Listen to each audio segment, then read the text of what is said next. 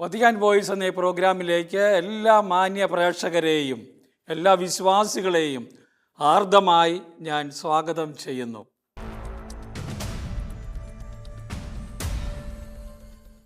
പരിശുദ്ധ പിതാവ് ലയോ 14 മാർപ്പാപ്പയുടെ സന്ദേശങ്ങളാണ് ഈ പ്രോഗ്രാമിലൂടെ ഇപ്പോൾ നിങ്ങളുടെ മുമ്പിൽ ഞാൻ അവതരിപ്പിച്ചു കൊണ്ടിരിക്കുന്നത്. കഴിഞ്ഞ എപ്പിസോഡിൽ പരിശുദ്ധ പിതാവ് ദരിദ്രരുടെ ലോകദിനം ആഗോള ദിനത്തോടനുബന്ധിച്ച് നൽകിയ സന്ദേശം അതിൻ്റെ ആദ്യ ഭാഗമാണ് അവതരിപ്പിച്ചത്. ഫ്രാൻസിസ് മാർപ്പാപ്പ തുടക്കം കുറിച്ച ഒരു സംരംഭമാണ് എല്ലാ വർഷവും ദരിദ്രർക്ക് വേണ്ടി ഒരു ദിനം മാറ്റിവെച്ച് ദാരിദ്ര്യത്തെക്കുറിച്ച് ദരിദ്രരെക്കുറിച്ച് ചിന്തിക്കാൻ, അവരെ സഹായിക്കാൻ, അവരെ പുനരുദ്ധരിക്കാൻ, അവരിൽ യഥാർത്ഥമായ മൂല്യബോധം കൊടുക്കാൻ, ശ്രദ്ധ കൊണ്ടുവരാൻ ഒക്കെയുള്ള ലക്ഷ്യത്തോടെ ആരംഭം കുറിച്ചതാണ്. ഈ കൊല്ലം അത് നവംബർ 16 ആയിരുന്നു. 2025 നവംബർ 16 ആ ദിനം ആചരിച്ചത്. ലയോ മാർപ്പാപ്പ റോമിൽ അനേകം ദരിദ്രരോടൊപ്പം ഭക്ഷണം കഴിക്കുകയും അവർക്ക് ശുശ്രൂഷ ചെയ്യുകയും ചെയ്ത കാര്യം നമ്മൾ റിപ്പോർട്ടിൽ മനസ്സിലാക്കി കാണും. അവരോട് ഹാർദമായി അത് എല്ലാ സ്ഥലങ്ങളിലുമുള്ള സഭ ആചരിക്കണമെന്ന് ഫ്രാൻസിസ് മാർപ്പാപ്പ വളരെ ഹൃദയംഗമമായി ആഗ്രഹിച്ച ഒരു കാര്യവുമാണ്. കഴിഞ്ഞ എപ്പിസോഡിൽ നമ്മൾ പറഞ്ഞു നിർത്തുന്നത് ജീവിതത്തിൻ്റെ എല്ലാ ഘട്ടങ്ങളിലും നമ്മൾ പറയുകയായിരുന്നു, എല്ലാ ഘട്ടങ്ങളിലും പ്രത്യാശയാണ് നമുക്ക് സഹായകമായി നിൽക്കുന്നത് എന്ന കാര്യമാണ്. ദൈവത്തെ അറിയുക, ദൈവത്തെ നിധിയായി സ്വീകരിക്കാൻ കഴിയുമ്പോഴാണ് നാം യഥാർത്ഥത്തിൽ നമ്മുടെ അർത്ഥം കണ്ടെത്തുന്നത്. കർത്താവ് നമുക്ക് നൽകിയ രക്ഷയെപ്പറ്റി മാർപ്പാപ്പ പറഞ്ഞു. അത് പീഡാസഹനത്തിലൂടെയും മരണത്തിലൂടെയും ഉത്ഥാനത്തിലൂടെയും അവിടുന്ന് നമ്മുടെ രക്ഷകനായി വർത്തിക്കുന്നു. അവൻ വീണ്ടും വരുന്നു നമ്മളെ രക്ഷിക്കാൻ. അങ്ങനെ വരുമ്പോഴാണ് നമുക്ക് ബോധ്യമുണ്ടാകുന്നത് യഥാർത്ഥ ഭവനം എന്താണ്. അത് സ്വർഗമാണ്. സ്വർഗത്തെ ലക്ഷ്യം വെച്ചാണ് നമ്മുടെ ജീവിതത്തെ ക്രമീകരിക്കേണ്ടത് എന്ന ബോധ്യം നമുക്ക് ലഭിക്കുന്നത്. ഫിലിപ്പിയാക്കാർക്ക് എഴുതിയ ലേഖനം 3:20 ഉദ്ധരിച്ചുകൊണ്ട് മാർപ്പാപ്പ കാര്യങ്ങൾ പറഞ്ഞു. അത് തുടരുകയാണ്. അതുകൊണ്ട് മാർപ്പാപ്പ പറയുന്നു, സ്ത്രീ പുരുഷന്മാരുടെ നഗരങ്ങളെ, നമ്മുടെ ഈ ലോകത്തിലെ ജീവിതത്തെയാണ് മെച്ചപ്പെടുത്താൻ ദൈവത്തിൻ്റെ നഗരം. വിശുദ്ധ ആഗസ്തീനോസ് പുണ്യാളൻ്റെ ഒരു പ്രത്യേകമായ പ്രയോഗമാണ് city of God and city of man. അതുകൊണ്ട് ഈ ലോകത്തിൻ്റെ ജീവിതത്തെക്കുറിച്ചാണ് സിറ്റി ഓഫ് മേൻ എന്ന് പറയുമ്പോൾ, സിറ്റി ഓഫ് ഗാഡ് ദൈവികമായ മൂല്യങ്ങളാൽ നയിക്കപ്പെടുന്ന ലോകത്തെക്കുറിച്ചാണ് അത് നമ്മുടെ മുമ്പിൽ കൊണ്ടുവരുന്നത്. അപ്പം നമ്മൾ ചെയ്യേണ്ടത് നമ്മുടെ സ്വന്തം നഗരങ്ങൾ ദൈവത്തിൻ്റെതിനോട് തുല്യമാകാൻ നമ്മൾ ആരംഭിക്കണം എന്ന് മാർപ്പാപ്പ നമ്മോട് ആഹ്വാനം ചെയ്യുകയാണ്. പരിശുദ്ധാത്മാവിനാൽ നമ്മുടെ ഹൃദയങ്ങളിൽ ചൊരിയപ്പെടുന്ന ദൈവിക സ്നേഹത്താൽ നിലനിർത്തപ്പെടുന്ന പ്രത്യാശ, റോമാക്കാർക്ക് എഴുതിയ ലേഖനം 5 അധ്യായം 5 ആ പ്രത്യാശ ഇഹലോക ജീവിതത്തിലെ കരുണ പുഷ്പിക്കാനിടയാക്കുന്ന ഫലഭൂയിഷ്ടമായ മണ്ണാക്കി മനുഷ്യ ഹൃദയങ്ങളെ മാറ്റുന്നു എന്ന് പാപ്പ പറയുകയാണ്. ഇവിടെ കരുണ കാണിക്കാൻ, കരുണ വളർത്താൻ നമുക്ക് സാധിക്കണം. അങ്ങനെയാണ് നമുക്ക് മറ്റുള്ളവരെക്കുറിച്ച്, പ്രത്യേകിച്ച് ദാരിദ്ര്യം അനുഭവിക്കുന്ന ആളുകളിലേക്ക് ഇറങ്ങാൻ പറ്റുന്നത്. നമ്മൾ പ്രാർത്ഥിക്കുന്നില്ലേ, സ്വർഗത്തിലെ പോലെ ഭൂമിയിലുമാകണം. ആ പ്രാർത്ഥന എന്തുമാത്രം അർത്ഥവത്തായ പ്രാർത്ഥനയാണ്. ഇവിടെ സ്വർഗം സൃഷ്ടിക്കാനുള്ള ഉത്തരവാദിത്തമാണ്. ഇവിടെയാണ് സ്വർഗീയ ജീവിതം ആരംഭിക്കുന്നത്, മരണാനന്തരമല്ല. പലപ്പോഴും ഒരു തെറ്റിദ്ധാരണ മനുഷ്യർക്കുണ്ട്, മരണാനന്തര ജീവിതം, സ്വർഗം മരണം കഴിഞ്ഞാൽ വരുന്നത് എന്നുള്ളത്. ഞാനിവിടെ ഉത്ഭവം ജനിക്കുന്ന നിമിഷം മുതൽ ദൈവരാജ്യത്തിൻ്റെ അംഗമാണ്, ദൈവരാജ്യത്തിലേക്ക് നീങ്ങേണ്ടതാണ്. ഈ സത്യമാണ് മാർപ്പാപ്പ ഇവിടെ പറഞ്ഞു വയ്ക്കുന്നത്. വിശ്വാസം, പ്രത്യാശ, ഉപവി എന്നീ 3 ദൈവിക പുണ്യങ്ങൾ തമ്മിലുള്ള പരസ്പര ബന്ധത്തെക്കുറിച്ച് സഭയുടെ പാരമ്പര്യം നിരന്തരം ഊന്നി പറഞ്ഞിട്ടുണ്ട് എന്ന കാര്യം മാർപ്പാപ്പ നമ്മളെ അറിയിക്കുകയാണ്. പ്രത്യാശ ജനിക്കുന്നത് വിശ്വാസത്തിൽ നിന്നാണ് പരസ്പരം ബന്ധപ്പെട്ട് നിൽക്കുന്നത്. അതെല്ലാ സദ്ഗുണങ്ങളുടെയും മാതാവായ ഉപവിയുടെ അടിത്തറയിൽ അതിനെ പരിപോഷിപ്പിക്കുകയും നിലനിർത്തുകയും ചെയ്യുന്നു. ഇത് മൂന്നും ഒന്നിച്ചാ പോകുന്നത്. വിശ്വാസം, പ്രത്യാശ, അതുപോലെ തന്നെ സ്നേഹം അല്ലെങ്കിൽ ഉപവി ഒന്നിച്ചാണ് പോകുന്നത്, നിലനിർത്തുന്നത്. ഉപവി പുഷ്പിക്കുന്നു, നന്മ ചെയ്യുന്നു അതിലേക്ക്. അപ്പോൾ അങ്ങനെയാണ് നമ്മൾ വളർത്തപ്പെടുന്നത്. നമുക്കെല്ലാവർക്കും ഉപവി ആവശ്യമാണ്, എല്ലാവർക്കും. ഇവിടെ ഇപ്പോഴും ഉപവി വെറുമൊരു വാഗ്ദാനമല്ല എന്ന് പറയുകയാണ്. സ്വീകരിക്കേണ്ട ഒരു വർത്തമാന യാഥാർത്ഥ്യമാണത്. ഉപവി നമ്മെ പ്രവർത്തന നിരതരാക്കുകയും പൊതുനന്മയ്ക്കായി നമ്മുടെ തീരുമാനങ്ങളെ നയിക്കുകയും ചെയ്യും. അവിടെയാണ് ചെയ്യുന്നത്. നമ്മുടെ വർത്തമാനകാലത്തിൽ നമ്മെ പ്രവർത്തന നിരതരാക്കുന്നു, പൊതുനന്മയ്ക്കായി നമ്മുടെ തീരുമാനങ്ങളെ നയിക്കുകയും ചെയ്യും. നേരെ മറിച്ച് ഉപവിയില്ലാത്തവർക്ക് വിശ്വാസവും പ്രത്യാശയും ഉണ്ടായിരിക്കുകയില്ലെന്ന് മാത്രമല്ല, അവർ അയൽക്കാരുടെ പ്രത്യാശയെ കവർന്നെടുക്കുകയും ചെയ്യുന്നു എന്നാണ്. അപ്പം നോക്കിക്കേ, 3 പുണ്യങ്ങളിൽ നമ്മൾ വളരണം. അതുകൊണ്ടാണ് അതിന് ദൈവിക പുണ്യങ്ങൾ എന്ന് പറയുന്നത്. വിശ്വാസം, പ്രത്യാശ, ഉപവി, സ്നേഹം. അപ്പോൾ ഈ ഒരു ചിന്തയാണ് മാർപ്പാപ്പ ആ ഒരു ആശയത്തിലൂടെ നമ്മുടെ ജീവിതത്തിൻ്റെ എല്ലാ ജീവിത ഘട്ടങ്ങളിലും ഈ പ്രത്യാശയാണ് നമ്മളെ മുന്നോട്ട് നയിക്കുന്നത്, നന്മ ചെയ്യാൻ പ്രേരിപ്പിക്കുന്നത്. സ്വർഗത്തെക്കുറിച്ചുള്ള ആ ചിന്ത അത് ഇവിടെ കൊണ്ടുവരണം, ഭൂമിയിലും സ്ഥാപിതമാകണമെന്ന ചിന്തയോടെ പ്രവർത്തിക്കാൻ നമ്മളെ പ്രേരിപ്പിക്കുന്നത്. 5-മതൊരു പോയിന്റിനെ കുറിച്ച് മാർപ്പാപ്പ പറയുന്നത് പ്രത്യാശയ്ക്കായുള്ള വിശുദ്ധ ഗ്രന്ഥത്തിലെ ആഹ്വാനം. പ്രത്യാശ വിശുദ്ധ ഗ്രന്ഥം നമുക്ക് നൽകുന്നൊരു ആഹ്വാനമാണ്. ചരിത്രത്തിലെ നമ്മുടെ ഉത്തരവാദിത്തങ്ങൾ മടികൂടാതെ നിർവഹിക്കാനുള്ള കടമയും ഉൾക്കൊള്ളുന്നു. നമ്മൾ ഇന്ന് നമ്മുടെ ഉത്തരവാദിത്തങ്ങൾ ഉത്സാഹപൂർവ്വം ചെയ്യാൻ നമ്മളെ കടപ്പെടുത്തുകയാണ് ചെയ്യുന്നത്. വാസ്തവത്തിൽ ഉപവി ഏറ്റവും വലിയ സാമൂഹിക കൽപ്പനയാണ് എന്ന് മാർപ്പാപ്പ പറയുകയാണ്. മാർപ്പാപ്പ അത് ഉദ്ധരിക്കുന്നതാണ് യഥാർത്ഥത്തിൽ catechism of the Catholic church, സഭയുടെ മതബോധന ഗ്രന്ഥം. മാർപ്പാപ്പ അതിൻ്റെ നമ്പർ 1889 ആ കാര്യം നമ്മൾ വായിക്കുന്നത്. ഒരു ഏറ്റവും വലിയ സാമൂഹിക കൽപ്പനയാണ് സ്നേഹം. കർത്താവ് നമുക്ക് നൽകിയിരിക്കുന്ന കൽപ്പന അതുതന്നെയാണ്. ഞാൻ നിങ്ങളെ സ്നേഹിച്ചതുപോലെ നിങ്ങളും സ്നേഹിക്കണം. അപ്പോൾ അതിൻ്റെ മാനദണ്ഡം അവിടെയാണ്. വളരെ ഔദാര്യപൂർവം എല്ലാം നൽകുന്ന സ്നേഹമാണ് നമ്മൾ ജീവിക്കാനായി പരിശ്രമിക്കേണ്ടത്, മാതൃകയാക്കേണ്ടത്. ദാരിദ്ര്യത്തിന് ഘടനാപരമായ കാരണങ്ങളുണ്ട്. സ്ട്രക്ചറൽ സിൻ എന്നൊക്കെ നമ്മൾ പറയും. സാഹചര്യങ്ങൾ കൊണ്ട് ആ പാപമെല്ലാം, വ്യക്തിപരമായ പാപമുണ്ട്, പേഴ്സണൽ, ഞാൻ വ്യക്തിപരമായി ചെയ്യുന്നതാണ്. നമ്മൾ സമൂഹം മുഴുവനും കൂടി ചെയ്യുന്ന പാപമുണ്ട്. നമ്മൾ വളരെ ഗൗരവമായി ആലോചിക്കേണ്ടതാണ്. വേറെ ഒരുത്തൻ ചെയ്യുന്നു അതുപോലെ ചെയ്യാൻ നമ്മൾ പ്രാപ്തരാകുന്നു. നമ്മുടെ ചിന്തകൾ അതേ രീതിയിൽ ക്രമീകരിക്കുന്നു. അത് തെറ്റായ ക്രമീകരണങ്ങൾ പാപത്തിലേക്ക് നമ്മളെ നയിക്കും. വസ്തുനിഷ്ഠമല്ലാത്ത തരത്തിൽ നമ്മൾ പ്രവർത്തിക്കുമ്പോൾ, അനീതിയായി പ്രവർത്തിക്കുമ്പോൾ അത് വലിയ സാമൂഹിക തിന്മയായി നാശമായി വരും എന്നതാണ് അത് നമ്മളെ ഓർക്കേണ്ടത്. ഘടനകൾ നമ്മുടെ പാപത്തിലേക്ക് നയിക്കും. അവ സംബോധന ചെയ്യപ്പെടുകയും ഇല്ലാതാക്കപ്പെടുകയും വേണം. ഇവിടെ മാർപ്പാപ്പ പറയും, അതുകൊണ്ട് ഘടനാപരമായ പാപങ്ങൾ നമ്മളതിനെ നേരിടണം, അതിനെ ഇല്ലാതാക്കുകയും ചെയ്യണം എന്നാണ് പറയുന്നത്. അതേസമയം നൂറ്റാണ്ടുകളിലൂടെ പല വിശുദ്ധന്മാരും ചെയ്തതുപോലെ ക്രൈസ്തവ ഉപവിയുടെ സാക്ഷ്യം വഹിക്കുന്ന പ്രത്യാശയുടെ പുതിയ അടയാളങ്ങൾ നൽകാൻ നമ്മൾ ഓരോരുത്തരും വിളിക്കപ്പെട്ടിരിക്കുന്നു, കടപ്പെട്ടിരിക്കുന്നു എന്ന് മാർപ്പാപ്പ പറയുകയാണ്. വിശുദ്ധരെല്ലാം സ്നേഹം ജീവിച്ചവരാണ്. അല്ലാത്തവർക്ക് വിശുദ്ധരാകാൻ സാധിക്കില്ല. അവരുടെ ജീവിത സാഹചര്യങ്ങളിൽ വളരെ മനോഹരമായി, ക്രിയാത്മകമായി സ്നേഹത്തിന് സാക്ഷ്യം വഹിച്ചവരാണ്. അപ്പോൾ അതുപോലെ നമ്മളും ഇന്ന് ചെയ്യണമെന്നാണ് മാർപ്പാപ്പ പുതിയ അടയാളങ്ങൾ, പുതിയ രീതികൾ കണ്ടെത്തണം എന്ന് മാർപ്പാപ്പ പറയുകയാണ്. ദാരിദ്ര്യത്തിനെതിരെ നമുക്ക് ചെയ്യേണ്ട ഒരു കാര്യമാണ്, ലോകത്തിൻ്റെ നന്മയ്ക്ക് വേണ്ടി ചെയ്യേണ്ട കാര്യമാണത്.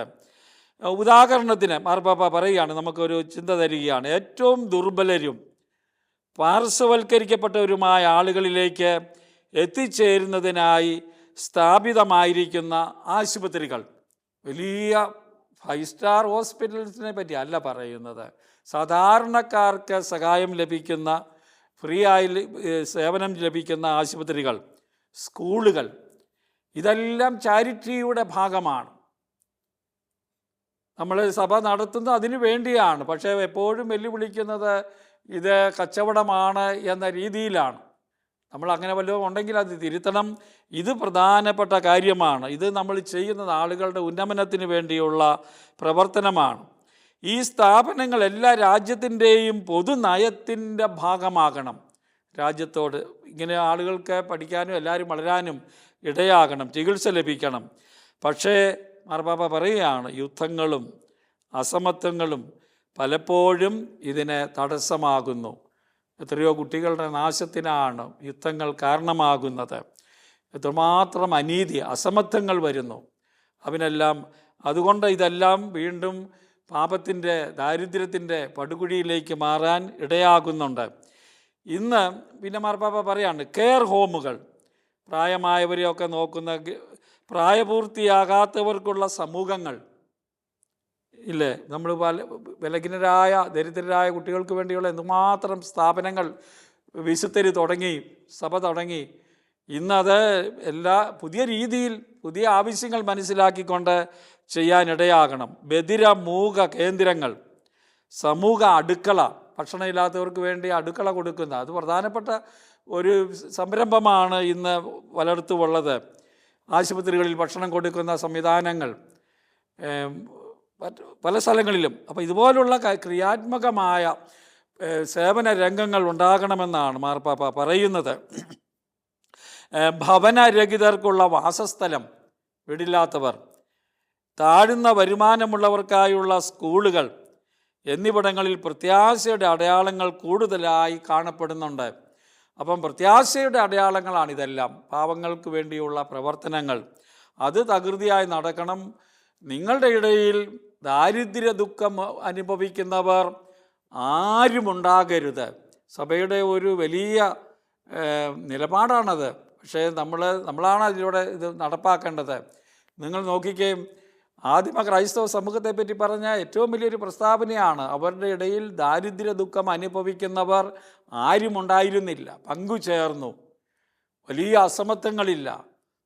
അപ്പോൾ ഇന്നത്തെ ലോകത്ത് നമുക്കറിയാം, ഉള്ളവനും ഇല്ലാത്തവനും തമ്മിലുള്ള വിടവ് അതിഭീകരമായി തീർന്നുകൊണ്ടിരിക്കുന്ന ഒരു കാലഘട്ടമാണ്.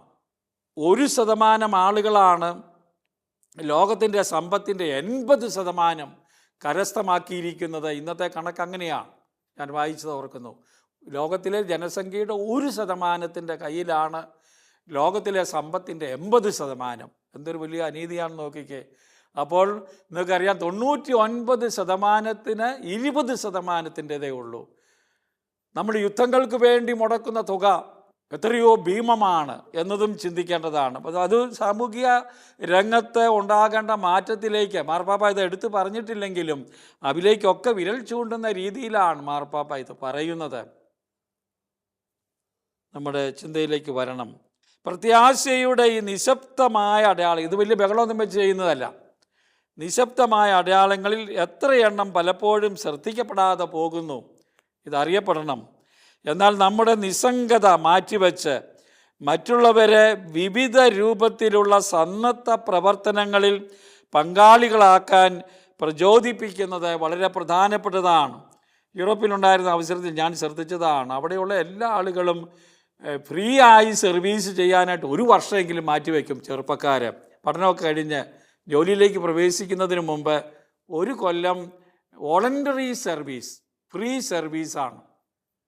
നമ്മുടെ നാട്ടിലും നമ്മൾ തുടങ്ങേണ്ടതാണ്. ഒത്തിരി നന്മ ചെയ്യാൻ സാധിക്കും. മറ്റുള്ളവനെ, പാവപ്പെട്ടവനെ അറിയിക്കുന്ന കാര്യങ്ങൾ അവന് സംഭാവനയായി കിട്ടുന്നത് സ്വന്തമാക്കുന്ന നേതാക്കന്മാരും നമ്മുടെ നാട്ടിലുണ്ട്. പലപ്പോഴും നമുക്കറിയാം, വലിയ ദുരിതങ്ങളൊക്കെ നടക്കുമ്പോൾ വസ്ത്രവും ഭക്ഷണവും എത്തിക്കുമ്പോൾ അതിന് നേതൃത്വം കൊടുക്കുന്ന ആളുകൾ കൊണ്ടുപോകുന്നതായി നമ്മൾ പത്രവാർത്തകളിലൂടെയൊക്കെ അറിയുന്നുണ്ട്. എന്തൊരു ശോചനീയമാണ്, നമ്മൾ ദുഃഖകരമാണ് നമ്മൾ ചിന്തിക്കേണ്ടത്. ദരിദ്ര സഭയ്ക്ക് ഒരു മാർപ്പാപ്പ പറയുകയാണ്, അലോസരമല്ല, ശല്യമല്ല ദരിദ്രർ, മറിച്ച് നമ്മുടെ പ്രിയ സഹോദരീ സഹോദരന്മാരാണ് അവർ എന്ന കാര്യമാണ്. ശല്യമായി കണ്ടാൽ നമ്മൾ അവരെ നോക്കില്ല. രോഗികളെയും ഏകാന്തത അനുഭവിക്കുന്നവരെയും സഹോദരീ സഹോദരന്മാരായി കാണണം. ഒരു കുഞ്ഞിനെ മൂത്ത ചേച്ചി തളർന്നയാണ് 12 വയസ്സ്. 10 വയസ്സുള്ളവൻ ആരോഗ്യവാനാണ്. ഒരു കലാപരിപാടിക്ക് അവൻ ഈ സഹോദരിയെ തോളിലേറ്റി പോവുകയാണ്. പോയപ്പോൾ ഒരാൾ ചോദിച്ചു, ഇത് ശല്യമല്ലേ നിനക്ക്? ഞാൻ ഓർക്കുന്നു. അപ്പോൾ ആ കുഞ്ഞു പറഞ്ഞു, ഇത് ശല്യമല്ല, എൻ്റെ സഹോദരിയാണ്. ഈ ഒരു അവബോധം ക്രൈസ്തവ വിശ്വാസത്തിലുള്ളത് സ്വന്തമാക്കുമ്പോഴാണ് നമ്മൾ പറയുന്ന ഈ യാഥാർത്ഥ്യങ്ങൾ, മനുഷ്യൻ്റെ നന്മ കൂടുതലുണ്ടാകുന്നത്. കാരണം അവരുടെ ജീവിതം, വാക്കുകൾ, ജ്ഞാനം എന്നിവയിലൂടെ അവർ നമ്മെ സുവിശേഷ സത്യവുമായി ബന്ധപ്പെടുത്തുകയാണ് ചെയ്യുന്നത്.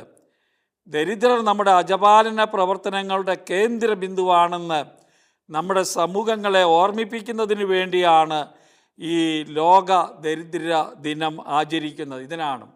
നമ്മുടെ നാട്ടിലൊന്നും വലിയ ആചരണമൊന്നും ഞാൻ കണ്ടില്ല. സുഖത്തോടെ ഇത് പറയേണ്ടി വരും.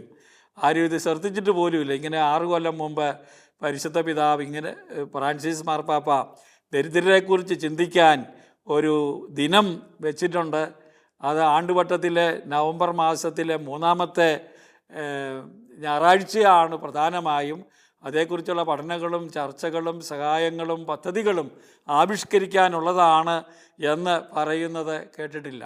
അതുകൊണ്ട് തന്നെയാണ് ഞാൻ വീണ്ടും ഇതൊന്ന് ആരെങ്കിലും കേട്ടെങ്കിൽ അത് നടപ്പാക്കാൻ ഇടയാക്കട്ടെ എന്ന് ആഗ്രഹിച്ചുകൊണ്ടാണ്. സഭയുടെ ജീവകാരുണ്യ പ്രവർത്തനങ്ങളിൽ നമുക്ക് വിൻസെൻ്റ് പോൾ സംഘടന, മറ്റ് സന്യാസ സമൂഹങ്ങൾ എല്ലാം ധാരാളം സർവീസ് ചെയ്യുന്നുണ്ട് എന്നത് നമുക്കറിയാം. അത് ആരും ദരിദ്രരായില്ലാത്ത ഒരു സാഹചര്യം ഉണ്ടാകത്തക്ക രീതിയിൽ നമ്മുടെ പ്രവർത്തനങ്ങൾ സജ്ജമാക്കേണ്ടതുണ്ട്. അതാണ് പ്രധാനം. നമ്മുടെ അജപാലന പ്രവർത്തനങ്ങളുടെ കേന്ദ്ര ബിന്ദുവാണെന്ന് നമ്മുടെ സമൂഹങ്ങളെ ഓർമ്മിപ്പിക്കുന്നതിന് വേണ്ടിയാണിത് എന്ന് മാർപ്പാപ്പ പറയുകയാണ്.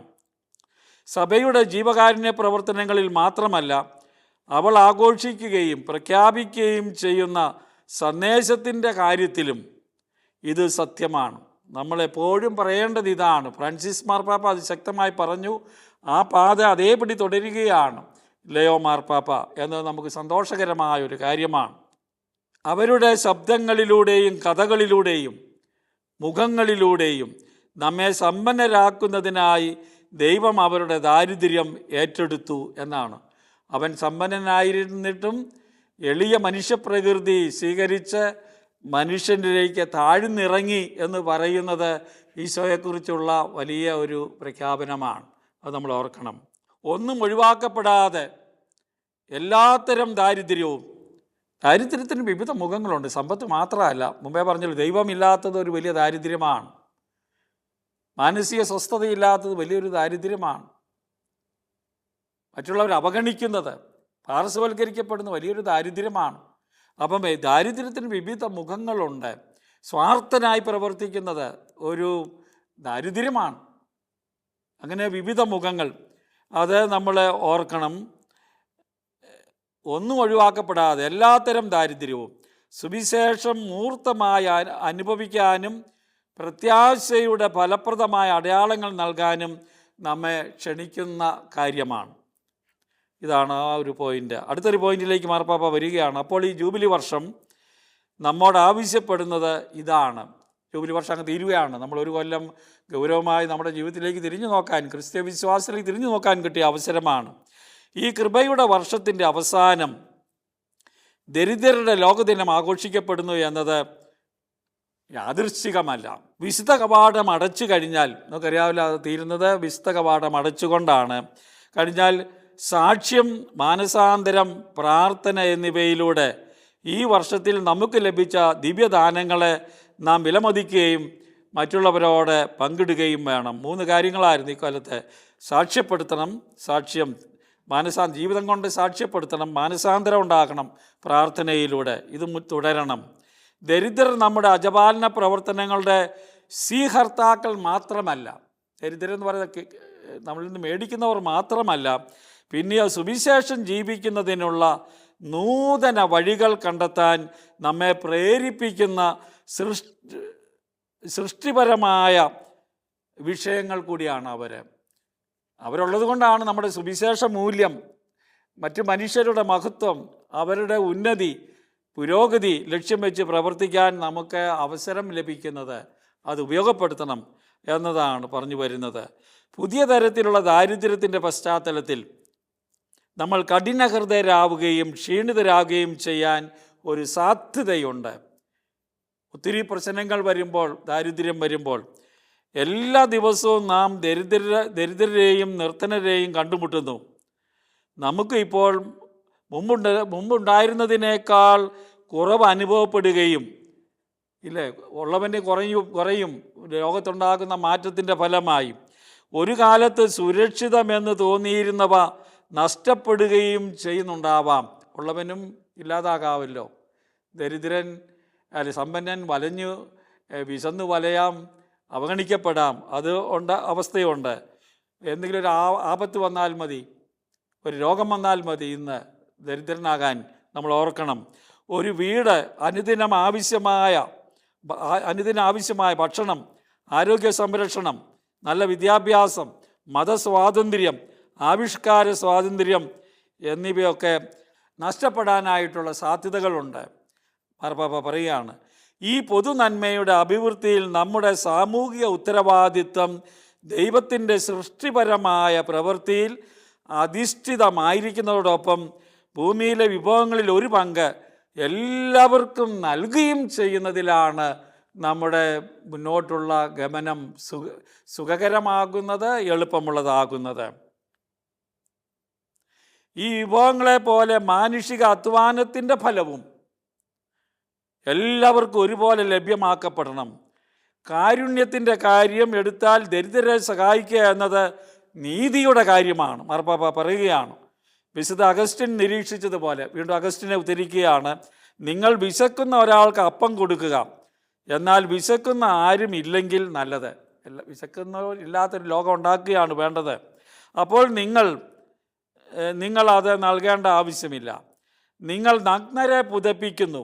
എല്ലാവരും വസ്ത്രം ധരിച്ചിരുന്നെങ്കിൽ ഈ കുറവ് നികത്തേണ്ടി വരില്ലായിരുന്നു എന്നും ഞാൻ ആഗ്രഹിക്കുന്നു. അദ്ദേഹം പറയുകയാണ്. അപ്പോൾ എല്ലാവരും ഒന്നുമില്ല, ഇങ്ങനെ ഇല്ലാത്തൊരവസ്ഥ ദരിദ്രര് എന്നും ഉണ്ടായിരിക്കുന്ന കർത്താവ് പറഞ്ഞിട്ടുണ്ടെങ്കിലും അത് ഇല്ലാതാക്കാനുള്ള പരിശ്രമം എപ്പോഴും തുടരാനുള്ള ആഹ്വാനമായിട്ടാണ് നിൽക്കുന്നത്.